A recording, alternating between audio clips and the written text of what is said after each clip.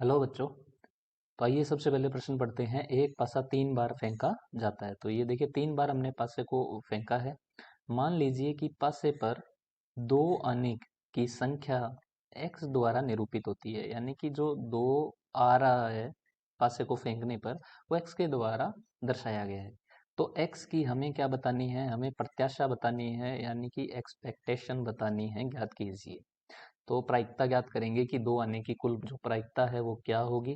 तो आइए सबसे पहले हम प्रश्न की मूल अवधारणा यहाँ पर लिख लेते हैं। मूल अवधारणा।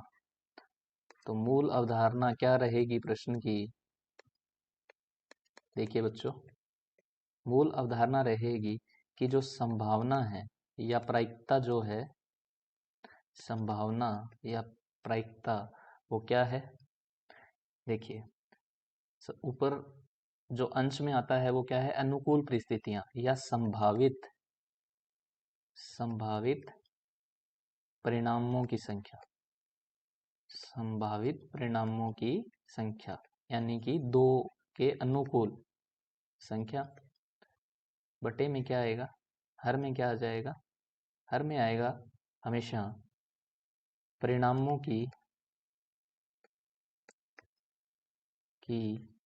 कुल संख्या। ठीक है बच्चों। और इसे हम किससे निरूपित कर सकते हैं, ई ऑफ एक्स, यानी कि टोटल जो क्या हो जाएगा, टोटल संभावना क्या हो जाएगी, सिग्मा, यानी कि कुल x गुणा पी ऑफ एक्स। ठीक है बच्चों। तो अब आइए देखते हैं कैसे होगा।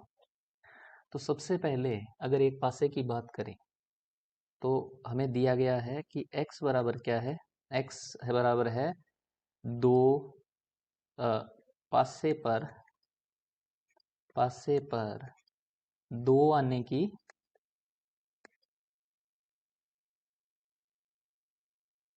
दो आना, पासे पर दो का आना है वो किससे निरूपित किया गया है, यहाँ पर वो निरूपित किया गया है x से। ठीक है बच्चों, पासे पर दो आना। तो अगर अपने बात करें सबसे पहले कुल संभावनाएं क्या हो जाएगी, कुल संभावनाएं एक पासे की अगर बात करें तो कुल संभावनाएं बच्चों क्या होती है, यहाँ पर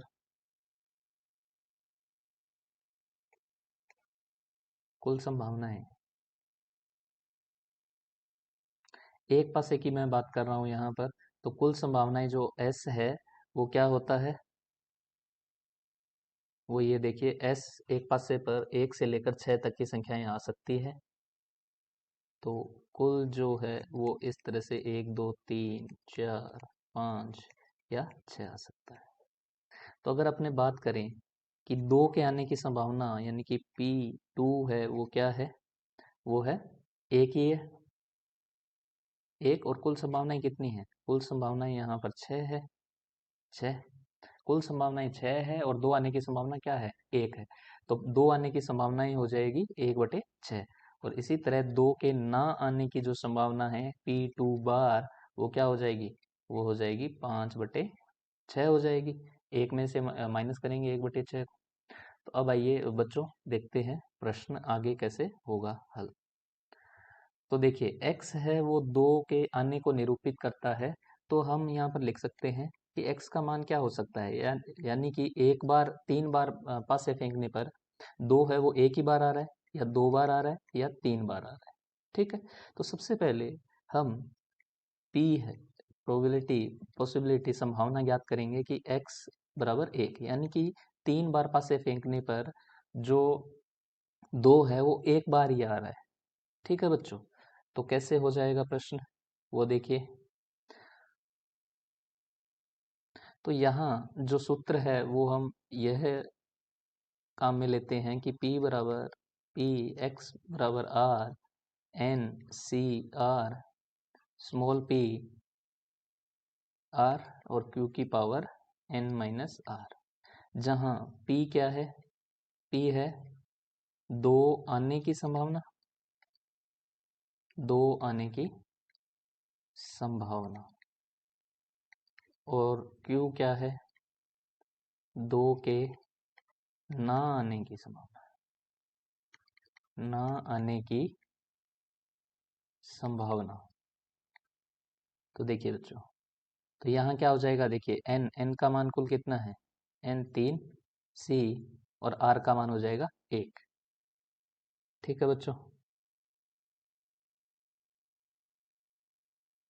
पी, पी का मान कितना है, देखिए पी का मान यहाँ पर हो जाएगा 1/6 की पावर कितनी हो जाएगी, 1, और गुणा क्यू, क्यू का मान क्या हो जाएगा, क्यू का मान यानी कि ना आने की संभावना 5/6 और 3 माइनस 1 यानी कि 2। तो जो एन सी आर है, फैक्टोरियल एन सी आर, इसका मान क्या होता है हमेशा, फैक्टोरियल एन बटे फैक्टोरियल आर और फैक्टोरियल एन माइनस आर। तो यहाँ आ जाएगा देखिए फैक्टोरियल 3, फैक्टोरियल 1, फैक्टोरियल 3 माइनस 1 करेंगे तो फैक्टोरियल 2 आ जाएगा। ये आ जाएगा 1/6 गुणा 5/6 की पावर क्या हो जाएगी, 2 हो जाएगी। ठीक है बच्चों। तो ये आ जाएगा देखिए फैक्टोरियल 3, 3 बाहर आएगा तो ये केवल 3 बचेगा, गुणा 1/6 गुणा 25/36। तो आप इसे काट देंगे तो ये क्या बचेगा, 25/72 बचेगा। इसे आप इस तरह भी ज्ञात कर सकते हैं, या कैसे, पी एक्स बराबर 1 इस तरह भी निकाल सकते हैं कि गुणा होगा 3 से, गुणा क्या हो जाएगा 3 से, गुणा पी के, सबसे पहले क्या लिखेंगे हम यहाँ पे, पी के 2 ना आने की संभावना, फिर 2 ना आने की संभावना, और मान लीजिए तीसरी बार हमने पासा फेंका तो 2 आ चुका है। तो यहाँ पर क्या लिखेंगे, 3 गुणा 5/6 गुणा 5/6 गुणा 1/6। तो इस तरह से भी इस प्रश्न को कर सकते हैं। तो ये हो जाएगा 25/72।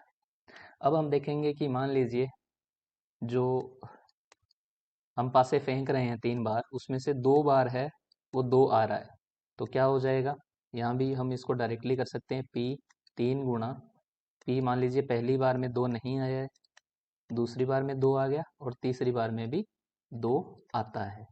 ठीक है बच्चों। तो क्या हो जाएगा प्रश्न यहाँ पर, देखिए तो ये प्रायिकता यहाँ पर हम निकाल लेंगे, 3 गुणा 5/6 गुणा 1/6 गुणा 1/6। तो यहाँ पर इसका मान क्या आ जाएगा, ये आ जाएगा देखिए 3 से 6 काट देंगे तो 5/72 बनेगा। इसी तरह हम मान लेते हैं, इसी तरह अगर तीनों बार 2 आता है तो प्रायिकता क्या रहेगी यहाँ पर, यहाँ पर इस बार P2 आ जाएगा, P2 सॉरी यहाँ पर 2 बनेगा ये, देखिए जब आप एनसीआर करोगे इस कंडीशन में तो क्या बनेगा, देखिए यहाँ पर 3C3 बनेगा जिसका मान 1 होता है। ठीक है, इसलिए यहाँ पर गुणा में 3 नहीं आएगा, तो P2 और P2। तो यहाँ पर आप देखेंगे कि 1/6 गुणा 1/6 गुणा 1/6 हो जाएगा, तो ये आ जाएगा 1/216। तो अब अगर हम देखें कि कुल प्रायिकता क्या होगी, कुल जो प्रायिकता है, संभावना है ई एक्स, वो क्या आ जाएगी, एक्स गुणा पी एक्स का टोटल, एक्स, तो एक्स यानी कि जो 2 है वो कितनी बार आ रहा है, तो पहली बार हमने किया था कि एक बार जब आ रहा है तो प्रायिकता क्या थी, देखिए 25/72, तो 25/72 था, प्लस 2 बार जब 2 आ रहा है तो 5/72, प्लस 3 बार जब आ रहा है तो 1/216। तो यहाँ से अगर अपने इस प्रश्न को करते हैं, 216 है वो क्या आ जाएगा, लघुत्तम आ जाएगा, तो ये आ जाएगा यहाँ पर 75, ये आ जाएगा 30 और ये आ जाएगा 3। तो जब इसको जोड़ोगे तो 108 बटे क्या बनेगा, 216, और ये आ जाएगा 1/2, यानी कि जो कुल प्रत्याशा है x की वो क्या आ जाएगी, 1/2 आ जाएगा। तो उम्मीद करता हूँ बच्चों आपको पूरा सवाल समझ आया है अच्छे से। धन्यवाद।